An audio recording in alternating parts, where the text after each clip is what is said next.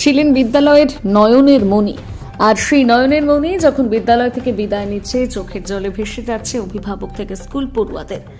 এমনই ঘটনা পশ্চিম মেদিনীপুর জেলার দাসপুর চক সুলতানে। জানা যায়, বিদ্যালয়ের প্রধান শিক্ষক শ্রী বিমল কুমার জানা 2003 সালে সেপ্টেম্বর মাসে প্রধান শিক্ষক হিসেবে নিযুক্ত হন চক সুলতান নিউ প্রাথমিক বিদ্যালয়ে।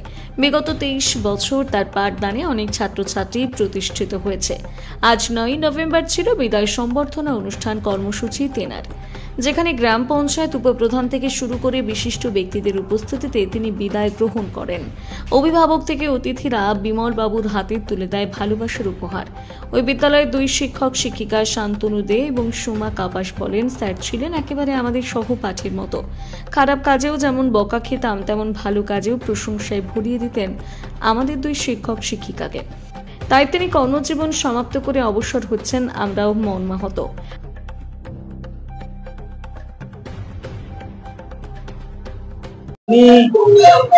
সবার সঙ্গে মিশে কিভাবে সহশিক্ষকদেরকে নিয়ে কাজ করা যায় তার অভিজ্ঞতা রয়েছে।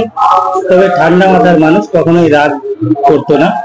অনেক বিষয়ে তার উপর রাগ দেখিয়েছি, কিন্তু কখনোই নিজে রাগেনি।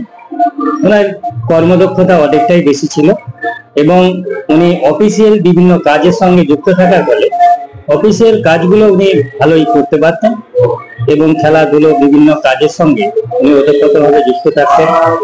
এক কথা, স্কুলের সমস্ত দিকে ওনার নজর ছিল ভালোই। উনি চলে যাওয়ার ফলে আমরা একটা অভাব বোধ করব বিগত দিনে। ছাত্রছাত্রীদের মধ্যে কেমন?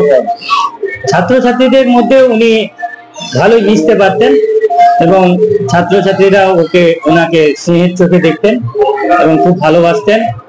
ওনার স্নেহ ভালোবাসায় ছাত্রছাত্রীরা আপ্লুত। কবে যোগদান করেছিল এই বিদ্যালয়ে? আমি এই স্কুলে 2010 সালে জয়েন করেছি। তার আগে শুনেছি 2003 সালে জয়েন করেছেন। 10 সাল থেকে স্যারের সঙ্গে আমি ওতপ্রোতভাবে জড়িত এবং এই স্কুলের সুবাদে এই স্কুলের প্রধান শিক্ষকের তিনি, তাই তার সঙ্গে আমি দীর্ঘ 15 বছর কাজ করে চলেছি। উনি চলে যাওয়ার পরে বিদ্যালয়ে কয়েকজন শিক্ষক শিক্ষিকা থাকবেন? উনি চলে যাওয়ার পরে আমরা বর্তমানে 2 জন শিক্ষক শিক্ষিকা আছি। আমি আমাদের যিনি এসআই রয়েছেন সোনাখালী সার্কেলে, শৈতল মণ্ডল, ওনাকে আমি রিকোয়েস্ট করেছি।